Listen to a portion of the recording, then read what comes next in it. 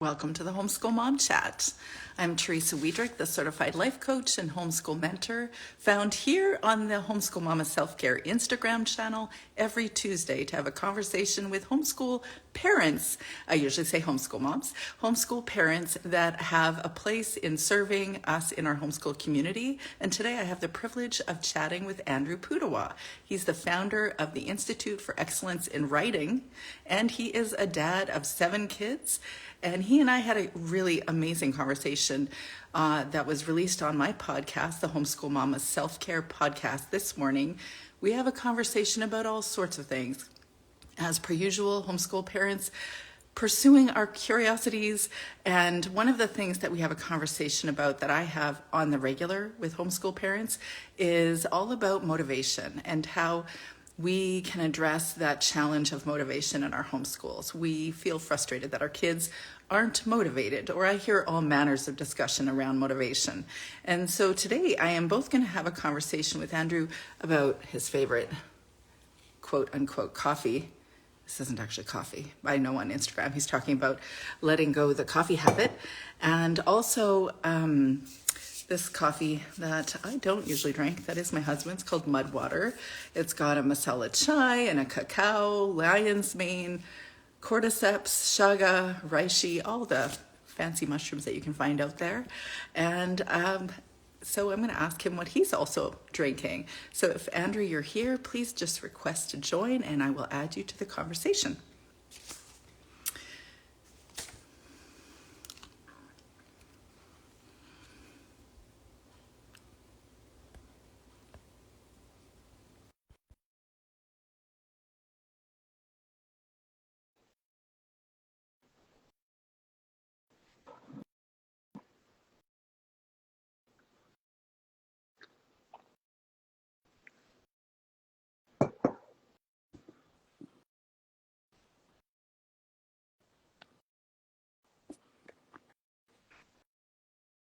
Just to be clear, it's really important to be on a phone going live.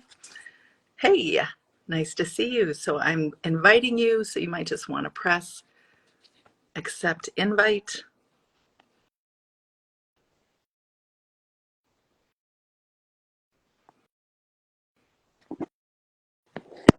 Hey, it's really It worked. nice to meet you. Nice to see you again. Okay, good. Sorry, I'm having a bad hair day. Yeah, me too. But are you having a bad hair day and feeling perimenopausal? Because that is No, my I haven't had to worry about that for quite some time. yeah. Well, for as long as Robin was there. This is my experience. Mud water. I truth be told, I'd be drinking a cup of coffee right now. But I'm like, maybe in honor of you and my husband, he loves the stuff. I'll drink the mushroom stuff. Oh no, I did try mud water. I didn't like it so much. I tried a couple other things, but I've settled on a product called Joey, Oh, Joey. okay. And it's mushroomy stuff. And I usually put in a little shilajit. Do you know what that is? It's a Himalayan mineral resin. Supposed to be super good. A lot of good, fulvic acid, trace minerals, stuff like that. I like it. I've been doing shilajit for over a year. And then both of that stuff is pretty bitter. So I will throw in a little allulose, which is a completely natural, almost zero carb sweetener. Yeah. It's extracted. I think figs have a source of allulose. Anyway, experimenting, but I am pretty happy with my caffeine-free life. Well, that must be very nice. I got to tell you, I woke up in a whole next level kind of, man, if I have these experiences as a woman, I would like to have a baby at the end of this. And my husband, the physician husband, is like, think at 50, that's not likely to happen. And also, I don't actually want that, but I am grateful to have a conversation with you. And so then I just went into the place of, you know what, I really enjoyed our conversation. It was compelling me to think about the things I'm already speaking with homeschool families in a different way. And I really loved your word around child inspired instead of child led. So you'll be the reason that I'm switching my vocabulary on that. But the conversation I have on repeat around motivation with mostly homeschool moms is, how do I get my child motivated? And of course, there's different discussion points based on their age and what they want them to be motivated for. And so I was wondering, you've given an incredible vocabulary around motivation for us to learn how to engage our kids. How would you say you would speak to a mom who says, for instance, I'll throw a couple scenarios here at you, but one is, of course, how do I get my kid to write? He's 8. He doesn't like to write. I'm sure you've heard that one a couple times. Well, we might we might differentiate here. Is it simply just putting letters and words on paper that is the thing he hates, or is it I can't think of what to say? Because those are two kind of different problems. I would say at 8 years old, you probably have an issue of I just don't like to stay in one spot and have to put letters and words on paper, and it's tiring. And I don't like it, and it doesn't seem to benefit me in any way. And so why are you making me do this? You must hate me to cause me such torture. And then you keep saying, well, you have to do this, but there's no good reason why, et cetera, et cetera. Yeah. So probably in that scenario, the most important thing to do is don't try to do any original composition at all. Don't make the kid figure out what to write. Just let them do copy work. So give them poems, give them an Aesop fable, give them short story, give them scripture, anything. Be sure the print is nice and large, and then just let them copy it out. And then what I would generally recommend, especially if it's a boy, set up some kind of economic system where they can earn, points or credits or special pennies toward being able to buy with what they earn a privilege down line. You will never convince a boy of 8, 9, 10, 11, probably even 12 years old, you should do this because it will help you later in life, or you should do this because it's good for you, or you should do this because it will make me happy. No, they will do what they think is good for them. And what good for them is getting something they want, a privilege or some kind of thing that they believe will enrich their life. So what I am often encouraging parents to do is set a target, like 100 words a day or whatever is reasonable to accomplish in about 20 minutes. 20 minutes is an maximum optimal attention span for children. Younger children, 8 years old, maybe shorter, even 10, 12 minutes. Figure out how many words they should be able to do, set that as a target. If you hit that target, you get a point per word. If you do it in the right amount of time, you get a bonus. If you complain or whine or argue, you lose a point for every time you complain, argue, or 10 points or whatever. And then those points accrue. And then I am not a fan at all of immediate reward. For children, what you want to do is you want to try and set up a delayed gratification system. This is one of the most important things to do with children, especially boys, is work now for a benefit later. And for an 8-year-old, probably 2 weeks is a good zone to be in. So accumulate points every day. Let's say you do, 50 words a day and you're perfect and you get a bonus. And so you get 500 points or, maybe another 100 points for bonus. And so you can cash in those 500 points for, a special, go out to dinner with mom or watch something on TV that's good for the kid. Or you can cash it in to get something that you want that is good for you. Or you could save up those points and get a bigger thing later on. So maybe you have 1,000 points, then you could get a nice knife or, a cool calligraphy pen. I don't know, whatever a kid would want. Yeah. So that would be the thing to do if it's just a matter of stamina. Straight copy work is the best thing you can do to build stamina, just harnessing the willpower over the inner structure of the eyes and the brain and the hands. And doing that. And don't worry about creativity and writing on an 8-year-old. That's not a significant thing to be concerned with. We had a great conversation around motivation, and you've got a really great vocabulary around it.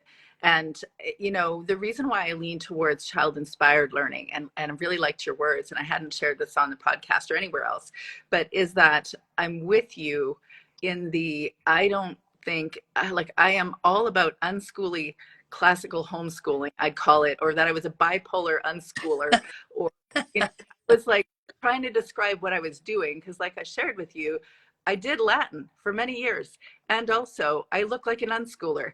So, except that was my reality. So I can see with my kids and myself that if I'm motivated, if I'm intrinsically motivated, in fact, I could show you this little chessboard here. I'm motivated to play chess with my son now, but here's why.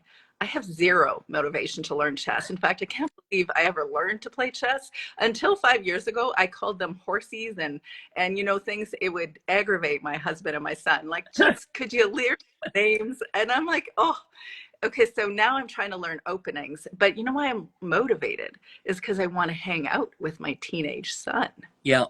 And so then I'm like, okay, then I'm going to learn a few things ever so slowly. He will always just, pummel me when it comes to chess, of course, but I'm motivated. And I think that we need to add and really, embrace the internal motivation and figure out how to harness that. So what do you say about internal motivation or child-inspired learning? Well, I think in our talk, we probably went over the forms of relevancy. Yes. And so the 4 forms of relevancy, just to give people the quick outline, are intrinsic relevancy, inspired relevancy, contrived relevancy, and enforced relevancy. Yeah. So inspired relevancy is when a child has somewhere inside them, for some reason or other, this desire to learn or do something. Yeah. And that is clearly the highest and best form of motivation you can get. So if you can find something a kid is interested in and let them spend a lot of time learning about that, the quality of the learning that happens will be very high quality because the engagement level will be higher than you can get any other way. The conflict comes in is if the child is super interested in something that you as the parent or teacher don't view as being the most valuable use of time. Mm-hmm. And so there's a negotiation there. What I like to remind parents of is when you leave childhood, it's not the information you leave with, it's the cognitive skills of how to learn. Yeah. And so that's why you want to, as often as possible, steal time from something that isn't all that important and try to support the child in spending time engaged with learning about, exploring, discovering, accumulating knowledge and thinking about things that are intrinsically interesting. So that's why I think the inspired idea comes, the intrinsic relevancy. Then the inspired, that's what happened to you with chess. You weren't interested, but you were inspired because someone whom you love or respect is interested, and your desire for relationship and interaction with them inspired you to go study some openings. So I trust that you will, Teresa, be challenging me on chess.com very soon so that you can hone your skills with me. And that's where that's where the power of association is so critical. And that's why I believe that one thing we want to attend to very, very carefully is putting our children with other people, other kids their age, older kids, other adults who who really love something. Mm-hmm. And then that contagiousness, the vicarious enthusiasm will come in and cause someone who wasn't interested in something to now want to learn about it because of that love or respect for someone who is. And those are the 2 highest forms. If you can't find that, then you descend to let's make it into a game. Mm-hmm. And contrive some relevancy here. And there's lots and lots of ways you can go about games. There's whole books on teaching with games, and I've got content in that area. And then you try to avoid the lowest and worst form, which is enforced relevancy. Learn this or suffer. Yeah. You can get the appearance of learning, Yeah. but as soon as the thread is gone, the information disappears. So yeah, I really actually love your quote around enforced learning. What was it, like 5 years? You get 5 years, 8 years, 12 years of being inside of essentially a prison. I'm paraphrasing you there. Well, I might have said something like a prison-like environment, but I think we can all look back in our childhood and see the things that we enjoyed learning about in school, if you went to school, and the things that you really didn't enjoy learning about. And almost always those are connected with teachers, right? Yeah. The things you liked learning, it's because you had a good teacher, an inspired teacher who loved what they were teaching you. The thing I hated the most, I believe, was connected with the teacher that I disliked the most because of Yes. the completely uninspired nature of the interactions and the requirements. And so that's why I like, in the homeschooling world, to find other adults who love something and see if I can broker a deal. Hey, I'll take your teenagers and I'll teach them writing, and we'll read Shakespeare, and Yeah. we'll do debate stuff. You take my teenagers and you can do Yeah. chemistry and physics or whatever. Mhm. And I think that's one of the best things we can do, is kind of, not big co-op organization, but broker little deals and Yeah. send our kids to other people's house for a day a week, a few hours a day a week to learn something. And I'll take your kids for a few hours a day a week. Yeah. That's right. I just want to clarify that when my husband and son see this, they will laugh themselves silly that you just invited chess.com. But they'll play. You know what? When it comes to that discussion of enforced learning, like there are some moments, and I use this example because I think pretty much every single parent will agree with me on this one. We want our 3-year-old to know for sure you cannot play on the highway. There is that one place you're not allowed to play. So then we need to enforce certain moments of learning. But what I've learned practically is, especially with certain personalities, stronger willed personalities, you really want to sprinkle that in as lightly as you can if you really want it to act when you need it. Yeah, I would make a distinction here between learning and discipline. Sure. Because training a young child not to run in the road, that's not education. That's survival. Yeah. That's discipline. Yeah. Um, Yeah, I know what you're saying, except that I think that sometimes, just like we've spoken to on the podcast, we talk about certain educational bits, and these are really important. But then I think there's always debate around what is really important for you to learn before you leave my home on just a very basic learning level. Well, I would say how to clean, how to cook, how to keep your stuff organized, how to not lose your shoes, how to not, run in the road. But those, they're in a little bit of a different category in my mind. You don't really inspire a child to clean their room. If you want them to learn how to keep a clean room, you enforce it as a requirement for living in the family. Whereas if you want a child to learn about, American history, that's a different thing. So I hope that's clear. I am not advocating that you don't require children to do things. I'm just saying, if you are requiring children to do things in a learning, in an academic educational world, you won't get as good of a result as if you can use some other forms of Yeah. relevancy. But discipline it really is. I'm not saying you don't, discipline children and set rules and have expectations and consequences. Yeah. Yeah, that's actually why I had such like I say jokingly, but like such a, maybe it's not the right word, but the bipolar kind of experience with unschooling and classical homeschooling, because I could see that, oh, this, like, spoke to Latin on the podcast, that developing understanding of word roots is so powerful, not just for learning second languages, but also for really understanding your own language, or learning spelling, or learning, so many different elements of learning around language. And there's super beneficial reasons for that. And also, how do I make sure that I don't overwhelm my kids with all of my classical education, and then at the end of the day find my child is as tapped as she was when she was in school? Now I've got a kid that's really contrary, partly because I'm, going beyond her bandwidth. And then I'm not only struggling with my child and their interest in life, but also a relational challenge with me. And so there's always that, like, okay, where's the balance? And I think it's very different with each child. And I don't think it's a formula.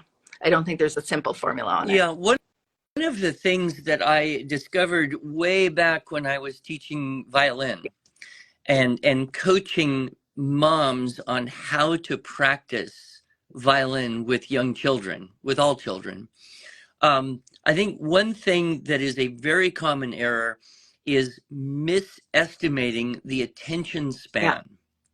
Right. So here's what happens in music. And I think this happens in everything, but kids starts practicing and it's going well. They're interested. They're more interested. They're more interested. They're very interested. They're really focused and they will hit their peak moment and they are almost straight down from there. Right. They're done. When they're done, they're done and they need to stop. But what moms and teachers will do, and dads, of course, is, it's going good, it's going well, it's going well, it's going well. And the kid starts to go down, and you, the teacher or mom or coach, says, oh, but just try a little more and do a little harder. And if we could just keep going, we'd accomplish so much. So you're up here, the kid is down here. And then if you stop, the aftertaste is, oh, that was exhausting. I hope I don't have to do that again anytime soon. Whereas if you stop anywhere before the peak, anywhere before, like after 2 minutes is better than being 2 minutes over. Yeah. Right? So if you stop anywhere before the peak, then the child's, oh, that was fun and I was doing great. I would do that again. Yeah. Not now, but I would do that again happily. And I've learned that lesson the hard way many times with my own children. But as adults, we kind of assume that their attention capacity is going to be longer, more like ours than it is like theirs. And so that's why I'm always saying, stop anytime before you max it out, and the net result in terms of motivation will be better. I think I had that instinct overall in the beginning. I had my two older girls in violin, but I wish I had you there with me then, because I remember this homeschool mom who was very classically homeschooled and she had every single school subject in her homeschool, 8 kids. And I remember her saying that each of her kids studying for an hour, practicing for an hour. I remember thinking, there ain't no way I'm getting my kids to do an hour of violin. That's not going to happen. And so if I got them to consistently do 15 minutes a day when they were 8 and 6, I felt like I was doing well. Sure. Yeah. Yeah. And, you could have a goal. Like if your teacher says half an hour a day, well, you can break that up into 2 or even 3 10 to 15 minute sessions. And then you get a much better, upward swing as it goes. Yeah. That's interesting. So when did you decide to let go of music lessons for, say, the child that really didn't want to do it? Did you have experience? Well, in our situation, it was a little different because it was kind of like, the carpenter's kids have no house and the cobbler's kids have no shoes. My wife didn't feel like she could do as well helping them as I could. Only I was very busy teaching other people's children every available minute of every day so that I could feed the family. So unfortunately, not all of my children had that. What we did do was a lot of choir, children's choir, and musical theater. So they did get, I think, a good solid musical childhood. But in terms of playing the violin or related string instrument, it wasn't the optimal scenario.